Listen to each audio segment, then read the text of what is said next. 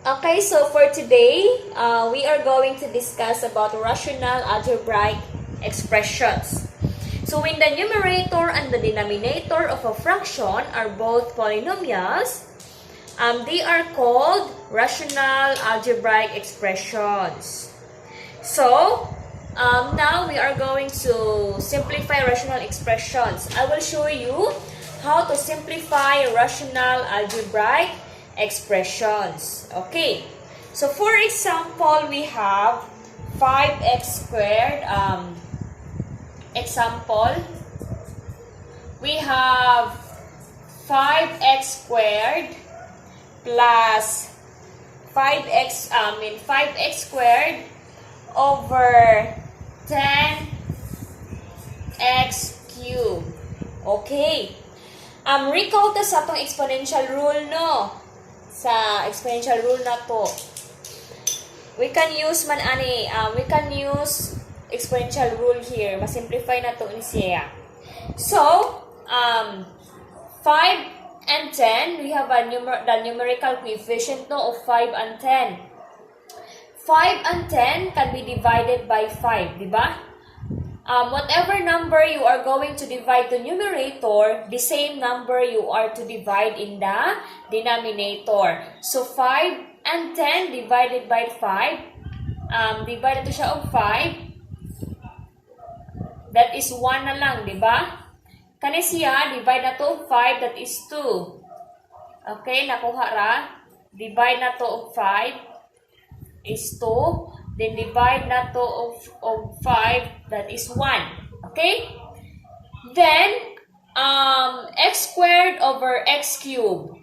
Okay, sa itong exponential rule, what will we do man? We have 2x here and we have 3x here. So, we are going to subtract, di ba? X cubed and x squared. So, 3 minus 2 is 1. So, this will cancel. And this is also become 2. Diba? I mean 1. So, x na lang. That is only x. Because you have 2x here or x squared and x squared here will be cancelled. So, you have now only 1x. So, the answer, we have 1 and 1. So, it's 1 over 2 times x, that is 2x. Okay? Next. Okay, we have another example.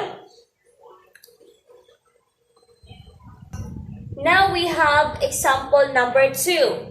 We have 16a5b squared over 18a squared b squared. Okay. So, what will we do? Again, let us simplify first our numerical coefficient.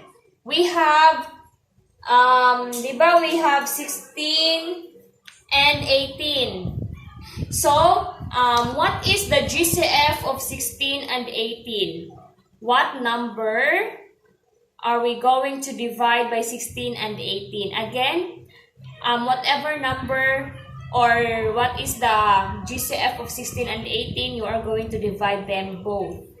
Okay, what number can we divide to 16 and 18? We have 2, right? Okay, we are going to divide this by 2. Then divide by 2. So, 16 divided by 2, that is 8, right? Okay, 8. Then, 18 divided by 2, that is 9, diba? Then we have here a5 and a squared. Again, we are going to subtract the exponent. 5 minus 2, okay, that is 3. So we have here a sub 3. Why atong ibutang diri si a sub 3? Why is that we are going to write a sub 3 above here in the numerator? Because our a here, which is 5, is bigger than the a in the denominator. Si a sub 5, nasa ibabaw ang dako, then naman sa ubos si a sub 2. Ang gamay Diri ang dako. So kung asa ang dako, ano hindi mo ibutang yung answer sa pag-minus? A sub 5 o A sub 2. So 5 minus 2 is 3. Di ara ang answer. Cancel na to diri kay mas labaw man siya, di ba? Okay. Next, we have B squared and B5. Okay. Nara atong dako si B5. I-minus na to. 5 minus 2. Okay, cancel. This is also B3. Okay, so what is now our answer? Natay A, and the A3. So we have 8 and 8A3 over, kung sinabilin sa denominator, we have 9 and B cubed. Okay? Nakuha ra? Nakuha ra? Naatay 8A cubed and 9B cubed. 8A cubed over 9B cubed. Okay. Okay, our next example we have negative 50m squared and 10 over 75 and 10 m4. Okay.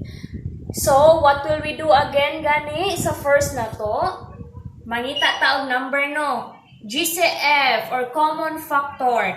Number nga ma-divide ni 50 ug ni 75. Okay, the GCF of 50 and 75 is 25, di ba? Okay, we are going to divide this by 25 and also divide this by 25. So 50 divide 25, it's 2 na lang, di ba? Then 75 divide 25, that is 3. Next, how about our m squared and m4? Okay, which exponent is the bigger? Di ba 4? Then we are going to subtract. M minus 2. Okay, cancel. This will become m squared. Because 4 minus 2, that is squared, di ba? Okay. Then, how about the n? n10 over n10, same exponent, 10 minus 10 is, 10 minus 10 is 0. So, that's why we don't n na. Wala na tayo n, kaya na-cancel na siya. Okay, so what is now our answer? Ano sa'yo nakabilin? Our numerator, don't forget we have negative. So, copy negative. Then, 2. Wala na m and n, di ba? Then, over. Kung sa'yo habilin sa ubos, we have 3 and the m squared. Okay? Nakuha ra? Sige, I will give another example. The next example we have, kanisiya. Example number 4 nino. Okay. Example number 4. We have 2x plus 6 over x squared plus 5x plus 6. Okay. Unsa may una na tong buhaton ani? First, ato ang numerator is ma-factor man, di ba? Naapay factor atong numerator. Unsa may factor sa atong numerator? Ma-factor atong numerator. What is the common factor of 2x plus 6? Na sila 2, di ba? So, ipagawa si 2. 2x divide 2, that is x. Dayon, 6 divide 2 is 3. That's why we have 2 parentheses x plus 3. Because 2 times x is 2x. 2 times 3 is 6. Distributive property. Equal na ni sila. Factor na to, di ba? Recall sa tong factoring. Mao ni siya tong factor. Then, we also have x squared plus 5x plus 6. Recall sa tong factor. How to factor? Factoring na to. Sa tong factoring. Perfect square. Factoring na to. Factor na to, diba? Find the sum of 6. Okay, find the product of 6. Find a factor of 6. that when you add is equals to the 5, di ba? Okay, 6 nato i-factor is 3 times 5 man, di ba? I mean 3 times 2. Because 3 times 2 is 6 and 3 plus 2 is 5. So we have x plus 3 and x plus 2. Okay? X plus 3 and x plus 2 is the factor of x squared plus 5x plus 6. So that's why we cancel x plus 3 and x plus 3. So we have now 2 over x plus 2. Okay, this is now your final answer. Oh, in ana lang, di ba? Okay. Next example. Our next example, example number 5, we have 3x minus 9 and x squared minus 6x plus 9. Okay, our numerator is 3x minus 9. Mag-factor pa ba nato si 3x minus 9? Of course, napay factor, di ba? Ang sabi factor ni 3x minus 9. Di ba 3? Okay, ma-divide of 3. So, 3x divide 3 is x. 9 divided by 3 is 3. Diba? 3 times x is 3x. 3 times negative 3 is negative 9. Diba? Okay, next. What is x squared minus 6x plus 9? X squared minus 6x plus 9, that is a perfect square trinomial. Perfect square trinomial. So, unsa man ang factor niya? Factor na to, di ba, ngita ta og kuan, mangita ta og, okay, wait sa ha.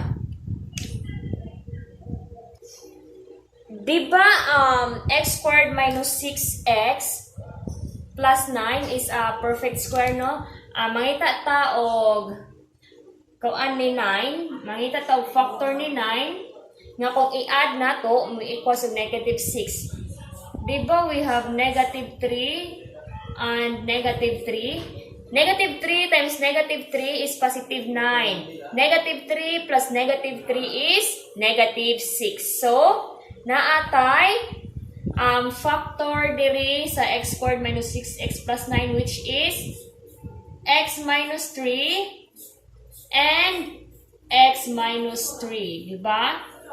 Okay. X minus 3 and x minus 3. Then, we can cancel now. X minus 3 and x minus 3 is cancelled. So, ang nahabilin is 3 over x minus 3. So, this is now our final answer. X, 3 over x minus 3. Okay, last example.